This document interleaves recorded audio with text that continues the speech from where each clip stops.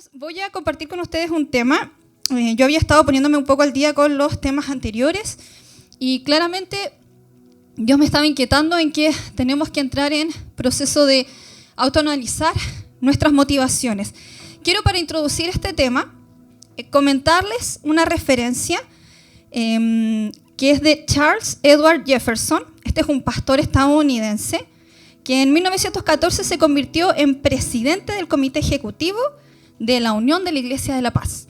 Entonces él hizo un movimiento ahí, esto fue como en periodos como antes de la Guerra Mundial, entonces él tenía como ese impulso. Y él hizo tiene una frase que lo encontré bastante interesante y con la que quiero introducir el tema, que dice: la razón por la que nos sentimos atraídos por Él, es decir, la razón por la que nos sentimos atraídos por Jesucristo, no es por su intrepidez, su compasión, su paciencia o su fraternidad. Es porque sentimos de manera instintiva, es decir, como por instinto, sentimos que Él está muy por encima de nosotros. Es un hombre sin pecado. Esto es lo que le da a la iglesia cristiana su poder. La iglesia cristiana tiene una sola posesión perfecta y se llama Jesucristo. ¿Cierto? Eso es instintivo, eso es algo que no podemos negar. Y eso es lo que más nos atrae hacia Él. El único que se mantuvo puro en su motivación para cumplir la voluntad de Dios fue precisamente Jesucristo. Y de eso quiero que ahondemos hoy día, precisamente en esta búsqueda de la pureza. Entonces, si nos ponemos a pensar o analizar con respecto a la sociedad en la que hoy vivimos, no es difícil darse cuenta de que estamos en una decadencia moral bastante fuerte, ¿cierto? Que incluso hoy está cimentándose en adolescentes, en pequeñitos incluso. Y a pesar de eso, como yo les decía, hay algo instintivo donde tendemos igual a buscar la pureza. Y uno puede decir, ya, pureza, pero por ejemplo, veámoslo en lo práctico, como en esta pureza selectiva de lo cotidiano. Si lo vemos como algo que podemos evidenciar de esta búsqueda de la pureza, un simple ejemplo es, por ejemplo, cuando estamos un poco obsesionados de repente por la pureza del agua, ¿cierto? Si sacamos de repente agua de la llave y sale con partículas, o sale cafecita, o sale así como que nos da como un cierto rechazo, ¿cierto? Un cierto recelo. Ahora, no por nada también se vende agua, en este caso purificada, y le va tan bien, o las empresas que invierten incluso en procesos de purificación de agua. Entonces, es algo que está como en la búsqueda de lo cotidiano. Y porque también sabemos que el agua impura, ¿cierto? O el agua sucia en este caso nos puede hacer contraer enfermedades, que no es grato, no es bueno para la salud. Lo mismo también con el aire, ¿cierto? Por algo también se implementan estrategias como yo me acuerdo acá en Temuco, como un ejemplo claro, que ellos tienen restricción en este caso de encendido de estufa hasta las 6 y de ahí ya nada más. ¿Por qué? Por un tema precisamente de la contaminación del aire. O porque también a nivel, en este caso las principales naciones también del mundo se reúnen precisamente para ver el tema de la contaminación y cómo mejorar en este caso esta limpieza o que no se siga contaminando el aire. Y bueno, y también lo vemos en los alimentos, ¿cierto? Cuando tenemos esa higiene de la contaminación cruzada, que tengamos cuidado. O si llegamos a saber, por ejemplo, de un restaurante o un local que, no sé, hay un caso de chiquichacoli o de contaminación, de que alguien ahí se enfermó, como que a ti no nos da como ese recelo, es como, comí tanto tiempo aquí, ¿eh? Entonces, o de repente, yo recuerdo así como en lo particular, un colega que decía, dijo, me enteré ahí por un amigo que me dijo, no compres más pan en tal panadería porque me enteré de que eran como bien insalubres. Entonces, claro, como que al tiro nos da un cierto rechazo. Entonces, es algo cotidiano, pero que efectivamente sí, buscamos ese estado como de limpieza, de pureza. No es algo ajeno. Ahora, como yo les decía, si bien lo valoramos, valoramos esta búsqueda de la pureza en el sentido cotidiano de nuestra salud, ¿ya? Pero, ¿cómo está? Ahora los quiero llevar al hecho de cómo está esa búsqueda de la pureza en el ámbito espiritual, en el ámbito de nuestras relaciones. Porque muchas veces lo vemos como una mercancía, el tema de la pureza espiritual, que pasa a segundo plano, que no es tan prioritario, que no es tan importante. Bueno, vamos a analizar este ámbito, hermanos, porque así como un agua contaminada puede ocasionar enfermedades y consecuencias, ¿cierto?, como fatales para el organismo, que no son buenas, lo mismo ocurre a nivel espiritual si no estamos en búsqueda de esa pureza. Bueno, nuestra cultura ha aplicado y normalizado valores y comportamientos, ¿cierto? Lo podemos ver en cómo se ha acrecentado el nivel de violencia, de delincuencia, y podemos ver que el estado social, en este caso, el estado moral en que vivimos en esta tierra, se ha encargado igual de corromper las relaciones en general. Y como resultado, bueno, podemos ver matrimonios rotos, podemos ver en este caso familias que están fracturadas, amistades que también que se separan y que sufren consecuencias en este caso por no tener este cuidado en el ámbito espiritual. Entonces les quiero hacer el hincapié, hermanos, a que comencemos a pensar en eso, a tener cuidado de estas relaciones confusas, a ver y que entremos en un proceso de análisis de ello. ¿Saben por qué? Porque el ideal de Dios para nosotros incluye, es decir, su plan para nosotros incluye relaciones puras, limpias, claras, armoniosas y en última instancia agradables. Ese es su plan. Entonces lo tenemos que tener claro. Miren, les voy a dar como un ejemplo como súper normal. ¿Te has encontrado, por ejemplo, en un momento, supongamos que vas de vacaciones o vas de visita a un lugar y ves un lago y se ve tan transparente que tú logras ver como, ¿cierto?, la profundidad, lo que hay al fondo? ¿Han tenido esa experiencia en algún momento o no? En este caso de verlo, de ver en este caso la transparencia o que alcanzas a dimensionar lo que hay en el fondo. Quizá un laguito, un río, ¿cierto? Entonces, y te dan ganas como de tirar tu chapuzón, de ahí ver. Y a veces basta con que tú pongas el pie adentro y te has dado cuenta que a veces cuando empiezas a mover el pie se empiezan a remover el fondo. ¿Y qué comienza a ocurrir? Que esa suciedad comienza a brotar. ¿Y se ve tan transparente como era inicialmente? No, ¿cierto? Ya no. Entonces, con un caso y en este caso con una comparación tan cotidiana y práctica, bueno, quiero que comencemos a pensar que muchas veces eso es lo que ocurre con nuestras relaciones cuando no ponemos atención a esta búsqueda de la pureza espiritual. Que a veces por detalles, que por no disponer nuestros corazones, nuestros pensamientos, por no tomar conciencia del temor de Dios que tiene que estar en nuestras vidas, a veces contaminamos relaciones por simples partículas que comienzan, o por simples tonterías a veces, o por no rendir, en este caso, por no rendir nuestras vidas al Señor. Bueno, el tema de hoy, hermanos, y estos ejemplos que les mencioné era como introductorio, se llama el poder de una motivación pura. Entonces vamos a hablar respecto de esta búsqueda de la pureza y precisamente del poder que tiene una motivación pura. Entonces, para entender y ahondar en el concepto de pureza, de algo puro, bueno, les comento que la palabra pura o puro proviene del griego agnos y significa estar libre de contaminación o deshonra. Eso es en sí, esa es como el inicio, ¿cierto?, de la palabra. etimológico cuando se pronuncia. Es como cuando se da también como el caso cuando buscamos pureza en el agua, en la comida, en el aire, que buscamos que esté libre de contaminación.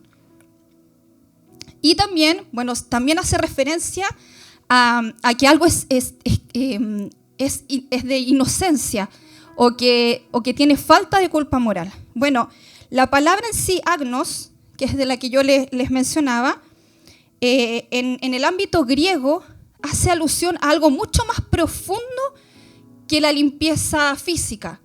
Hace alusión, en este caso, a una especie de estado. Entonces ustedes dirían, ¿estado? ¿Pero estado de qué? Bueno, hace alusión a un estado de santidad, sinceridad y devoción exclusiva a Dios, reflejando su naturaleza. Es por esto que agnos, este origen de la palabra puro, hace alusión a que, o se compara o se toma como sinónimo de la palabra santo o santidad. ¿Ya? Por eso muchas veces se compara o se muestran como sinónimos. Bueno, hermanos, mientras yo igual estudiaba el tema, hacía el comparativo de que incluso en el ámbito de la antigua civilización griega, incluso antes de la venida de Cristo, ya había como una cierta noción en el sentido de una separación entre lo que era divino y pecaminoso. Porque incluso entre los dioses griegos, estos dioses paganos, mencionaban que en muchos de estos templos que se levantaban, hacían alusión a que, y dejaban frases en estos templos. Y las frases generalmente eran como, hacían alusión como tú te puedes presentar aquí si estás en completa pureza, como en completa limpieza. Porque ellos ya eran conscientes de que el estado de pecado, de impureza, de contaminación, como que no te permitía tener acceso a este ser que ellos eras como su divinidad. Es decir, no es algo como ajeno o que sea nuevo, es algo que viene desde miles de años atrás. Entonces no es una concepción que es relativamente nueva. Bueno, y sabemos que Dios, que reina en el cielo, es ante todo santo, puro, ¿cierto? Amén. Ahora si nos centramos en este caso en nuestra vida aquí terrenal, bueno, tenemos que admitir, eso no es ajeno, que nuestra humanidad es arrastrada, ¿cierto?, por este mundo que está enfermo de pecado. Lo sabemos, ¿cierto? Y ese pecado trae fracturas muchas veces de nuestras relaciones, de nuestra forma de convivir, de nuestra forma de actuar. Entonces tú te puedes preguntar, bueno, ¿y cómo? ¿Cómo podemos experimentar vivir este tipo de pureza? O sea, este grado de limpieza sin contaminación tan santa así. ¿Cómo? Bueno, tomemos primeramente nuestro mayor ejemplo, que es Jesucristo. Vayamos en este caso al estado en que Él estaba.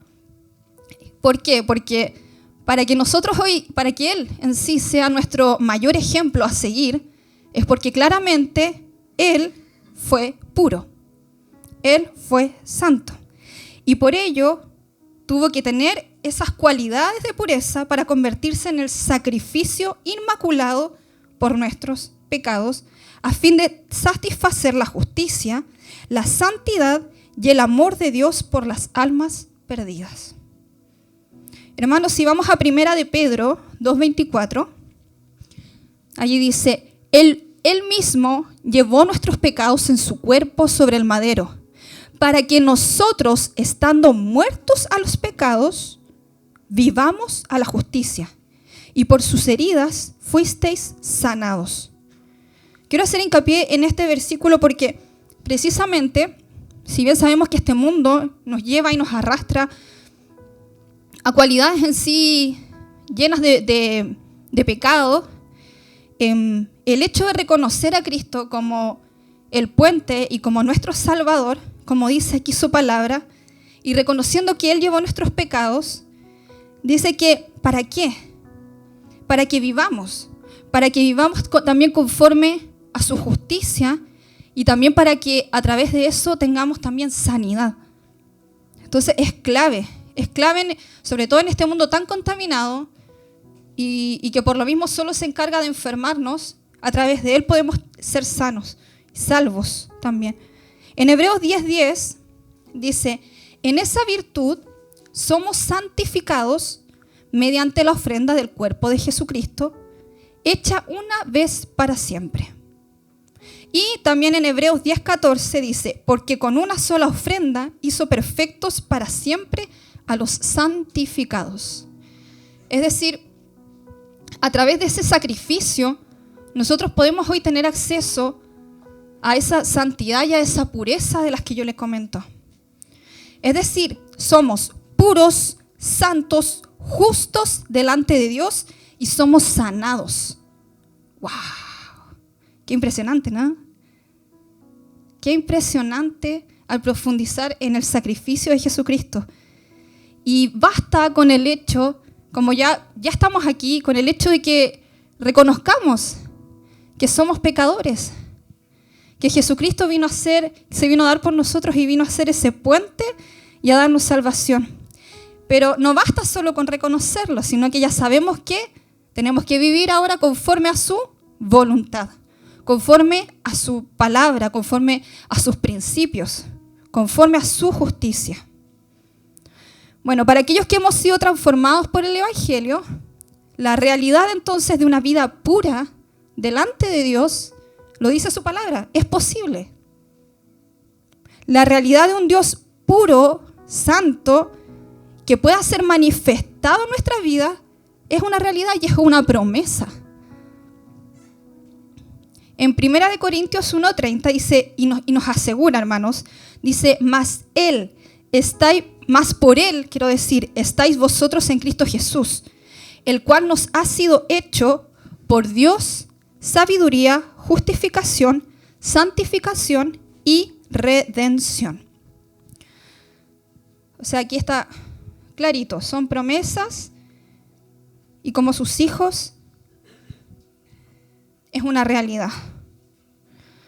Ahora, claro, nunca Jesucristo fue la perfección en sí, en nuestro ideal. Y no vamos a llegar a ser tan puros como Él, ¿cierto?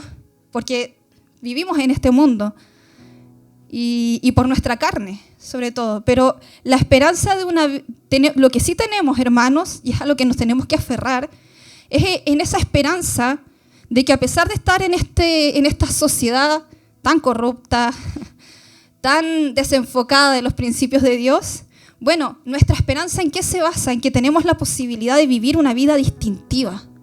Tenemos la posibilidad de vivir una vida singular, en que en un mundo tan corrupto, eso pasa a ser relevante e importante. ¿Tú quieres marcar esa diferencia? ¿Quieres vivir una vida singular? Bueno, tómatelo en serio. Tómate en serio este llamado que está haciendo Dios de que busques este estado de pureza espiritual. Mira, analicemos por un momento las motivaciones que pueden estar escondidas en nuestras relaciones, porque para que tú puedas en sí ahondar en qué entonces necesito para ahondar en este proceso de búsqueda de pureza, tenemos que analizar entonces cuáles son esas motivaciones en nuestras relaciones. Primero, ¿cuál es mi motivación en mi relación con Dios? Quizás lo quiero como un comodín nomás. Puede ser. Algunos esa es su motivación. Como un comodín ahí para los momentos como de flagelo, así como de cuando estoy decaído. Que sea como para desahogarme. ¿Cuál es tu motivación? Puedes, por ejemplo, en el ámbito cotidiano. Si te llegas a sentir solo, tú dices, ya, en realidad no quiero seguir solo, me voy a motivar y mi motivación va a ser buscar amistades, buscar en redes, Ya, puede ser tu motivación. Puedes quizás tu motivación en cuanto a las relaciones es encontrar relevancia, quizás asociándote con personas particulares e importantes para tener ciertas conexiones, ciertos nexos, o para alcanzar un mayor estatus. Entonces analízate. Porque en esta sociedad, el afán por ser el número uno es lo común que se da. Y eso es lo que motiva, en este caso, las relaciones a nivel cotidiano. Miren, Daniel Anderson, este era un pastor y conferencista de California, menciona con respecto a este tema que yo les estoy mencionando lo siguiente. Dice, podemos aprender, ¿por qué quiero hacer este paralelo? Porque a veces tú dices, bueno, ¿cómo yo puedo reconocer igual como las motivaciones que hay en mí? Sí, las tengo que rendir delante de Dios. Pero Daniel Anderson da un accionar como práctico, como para darte cuenta. Y que cuando yo meditaba en esto, me hacía alusión también como a lo que compartía Ciro cuando decía que teníamos que entrar como en proceso de estar en alerta. Entonces él decía lo siguiente, podemos aprender más sobre nuestros motivos por nuestras reacciones que por nuestras acciones. Se los repito porque por ahí escuché Dice, podemos aprender más sobre nuestros motivos, es decir, por nuestras motivaciones. ¿Por qué? Por nuestras reacciones que por nuestras acciones. Las acciones se pueden calcular, mientras que las reacciones son espontáneas, crudas y efectivamente reveladoras. Hermanos, incluso aquí en la iglesia, ¿cuántas veces, yo he sido la única, no te ha pasado que de repente aquí mismo tú puedes estar sirviendo, puedes estar así como yo voy y hago el aseo, yo voy y sirvo con los niños, ok, pero ¿con qué reacción lo estás haciendo? Quizás me dicen, ¿puedes hoy día apoyar en tal área? ¿Con qué caracho? ¿Se dan cuenta? Claro, voy a calcular y yo digo sí, ok, es un proceso calculado. Ya mido mis tiempos, pero mi cara refleja en sí mi reacción, cuál es la motivación de mi corazón. Entonces, algo muy particular puede revelar en realidad cómo está mi interior, cómo está mi nivel espiritual. Lo hago solamente, ya, ¿qué más da? Hay que hacerlo. O hay en mí esa motivación de, sí, lo hago, porque amo al Señor, porque amo su iglesia. ¿Se dan cuenta de la diferencia? ¿Y cuánto sentido tenía lo que decía este pastor con respecto a la diferencia entre reacción y acción? Entonces, comiencen a meditar porque así como a mí estas palabras me trajeron bastante revelación, espero que también sea con ustedes. Analicemos nuestras reacciones, hermanos, porque estas revelan nuestras verdaderas intenciones. ¿Cómo están siendo mis reacciones? ¿Cómo estoy reaccionando? ¿Con gratitud y humildad? ¿O más bien estoy siendo arrogante? Hermanos, tengamos cuidado porque saben que la raíz de la arrogancia trae falta de escucha y de autocrítica. Entonces, no le demos cabida y si nos damos cuenta de que si he sido arrogante, rindámoslo para que no comience una raíz de amargura donde ya ni siquiera podamos escuchar y entrar en autoanálisis y autocrítica de nuestro estado espiritual interior. A menudo nuestras reacciones, por ejemplo, ante la acción de un cónyuge, la crítica de un compañero de trabajo, el desprecio quizás de un amigo, avivan en nosotros, y eso yo creo que no es ajeno, somos seres humanos, y eso aviva en nosotros distintas maneras, ¿cierto?, de reaccionar, de comportarnos. Y eso va a ir revelando que necesitamos en sí una nueva como infusión en este caso de la sabiduría, de la dirección de Dios, que es ante todo, y como yo les decía, ante todo, pura, limpia, libre de contaminación. Hermanos, con respecto a las motivaciones de Cristo, si comparamos sus motivaciones, estas fueron reveladas a lo largo de su ministerio aquí en la tierra y se observan en 3 pasajes que vamos a leer ahora. En Marcos 10:45 dice: porque el Hijo del Hombre no vino para ser servido, sino para servir y para dar su vida en rescate de muchos. Esa fue una de sus motivaciones. En Juan 4:34, Jesús les dijo: mi comida, es decir, mi alimento, es que haga la voluntad del que me envió y que acabe su obra. Clarito. Juan 5:19, respondió Jesús y les dijo: de cierto os digo, no puede el Hijo hacer nada por sí mismo, sino lo que ve hacer al Padre, porque todo lo que el Padre hace, también lo hace el Hijo igualmente. Esa debe ser nuestra mayor motivación, ¿cierto? Decía, yo no puedo hacer nada sin el Padre, imagínense. Dios, 100%, Jesucristo es 100% hombre y 100% Dios. No puedo hacer nada sin el Padre. En resumen, hermanos, parece que Jesús, y por lo que vemos con estos versículos, Él era motivado a glorificar al Padre, a reconocer y cumplir su voluntad, dando su vida por los demás. Y este pensamiento, si lo comparamos a esta era moderna, es totalmente contraria, ¿cierto? Es totalmente opuesta a la motivación de las relaciones que hoy en día existen. Miren, el mismo pastor Henderson que les comentaba hace un momento, él hacía alusión a sus reflexiones. Él reflexionaba sobre las consejerías matrimoniales y decía que descubrió, luego de todo este proceso, que la mayoría de los conflictos hunde sus raíces en la realidad de 2 personas heridas, las cuales piensan que el otro siempre es el verdadero problema. Ninguno de los 2 está dispuesto a cambiar, pero ambos están obsesionados con el fracaso de la otra parte. Imagínense, ese en sí es el mover de hoy en día. ¿Por qué? Por satisfacer las necesidades propias. Y esta es la visión de la sociedad actual, que es que quien me la hace, me la paga. ¿Cierto? Analicémonos, hermanos, porque el pastor decía que era peligroso porque se puede llegar a un proceso como de obsesión que carcome el interior.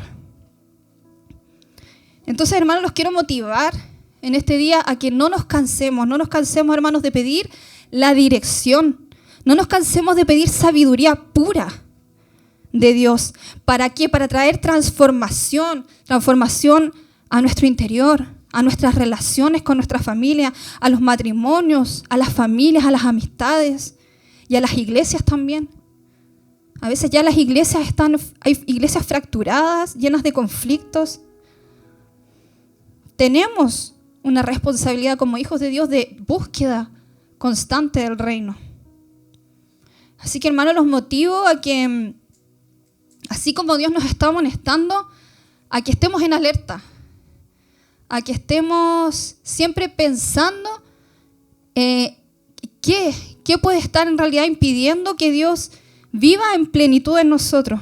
Bueno, mañana cuando te levantes y pienses en las relaciones que te rodean, las rutinas de la vida diaria, pide de todo corazón que los motivos puros de Cristo sean los que te estimulen, los que te impulsen. Pídelo diariamente. Miren, el apóstol Pablo dijo en Romanos 8:6, porque el ocuparse de la carne es muerte. Es decir, prestar atención, a eso hace alusión, prestar atención a la mentalidad pecaminosa trae muerte. Pero el ocuparse del espíritu es vida y paz. Es decir, prestar atención a los pensamientos que provienen del espíritu, eso es lo que va a traer paz en nosotros. En Romanos 12:2, yo tengo aquí la nueva traducción viviente, dice, no imiten las conductas ni las costumbres de este mundo, más bien dejen que Dios los transforme en personas nuevas al cambiarles la manera de pensar. Entonces aprenderán a conocer la voluntad de Dios para ustedes, la cual es buena, agradable y perfecta, ¿cierto? Esta palabra es más que sabida, pero hay que hacer hincapié y darle importancia a lo que menciona aquí en Romanos, que es que tenemos que estar en constante proceso de cambiar nuestra manera de pensar en base a lo que quiere Cristo en nosotros y aprender a hacer su voluntad.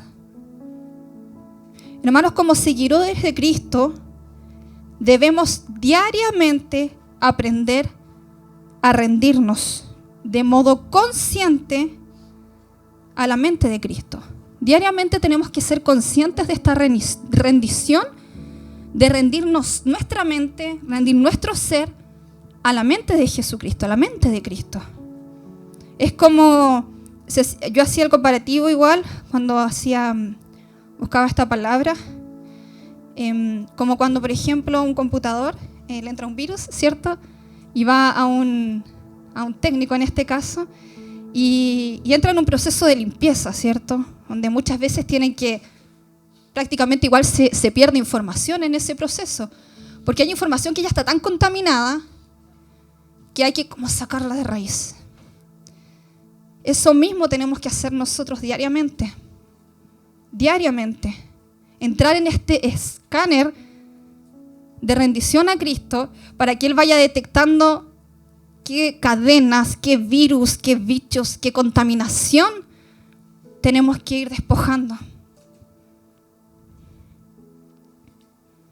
Cuando la sabiduría pura que proviene de lo alto motiva el corazón, motiva nuestro corazón y da forma a nuestros pensamientos, bueno, cuando esa es nuestra motivación y nuestra búsqueda, hermanos, el resultado es un estilo de vida moralmente puro. Si estamos en completa conexión, si estamos en búsqueda constante, y me refiero a una búsqueda consciente, porque a veces nos excusamos en el hecho de que ay, sí, ya fue, o lo hice sin pensarlo.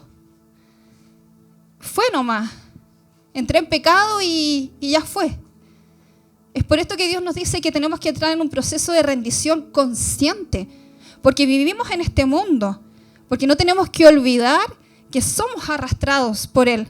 Y es por eso que cada mañana, cada día te motivo a que tú te rindas, a su verdad, a sus principios. Porque debemos ser conscientes, como le decía, de que esta búsqueda que nosotros como hijos de Dios tenemos como responsabilidad, bueno, esa búsqueda en este mundo se está volviendo anormal.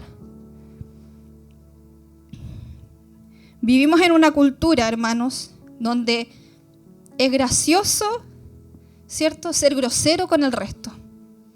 Vivimos en un mundo donde la brutalidad o la agresión es como exaltada por algunos. Vivimos en un mundo donde es popular o de moda ser impuro. No caigamos en eso. Como les decía, nosotros tenemos la esperanza, esa es nuestra esperanza, de vivir de manera distintiva, de vivir de manera particular y exclusiva para Dios. Tenemos esa esperanza. No está todo perdido, hermanos.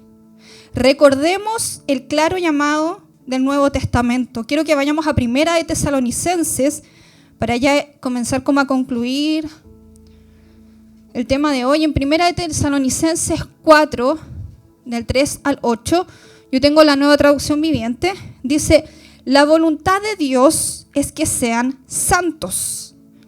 Es decir, no es algo ajeno, hermanos, es voluntad de Dios. La santidad es su voluntad. Entonces, aléjense de todo pecado sexual. Como resultado, cada uno controlará su propio cuerpo.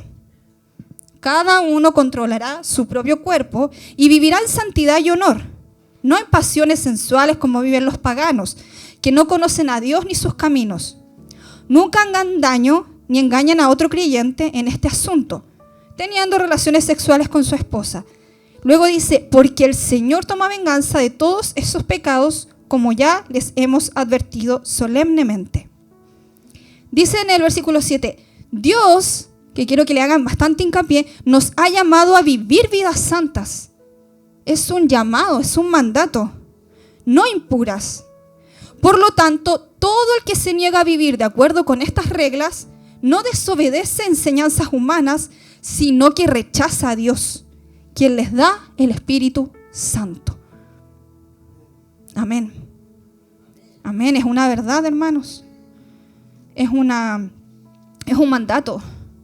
¿Por qué hacía yo alusión y hicimos la introducción con respecto a este concepto de pureza? Comenzando por el hecho de esta no contaminación. Dios quiere que lo busquemos para que Él vaya limpiando, para que Él vaya santificando, para que Él vaya sanando. Así que te motivo y espero que en verdad puedas autoanalizarte, puedas ver qué necesita en este caso particular, quizás de confesión de parte de Dios, de parte tuya para con Dios, quiero decir. Porque quizás tú puedes decir, ya, sí, Dios, una cosa es, hermanos, una cosa es la relación particular con Él, con Dios, y otra cosa es que tú no puedes hacer ajeno a Dios de tus relaciones cotidianas. No basta con encerrarme en 4 paredes de mi pieza para evitar en realidad todos los conflictos. No, Jesucristo no vino a encerrarse. Jesucristo vino en pos del perdido. Jesucristo vino en pos del que lo necesitaba. Por ende, Dios quiere que estés en total conexión en la relación con Él, pero que eso, por supuesto, gatille cómo está tu relación con quienes te rodean. Hermanos, quiero que inclines tus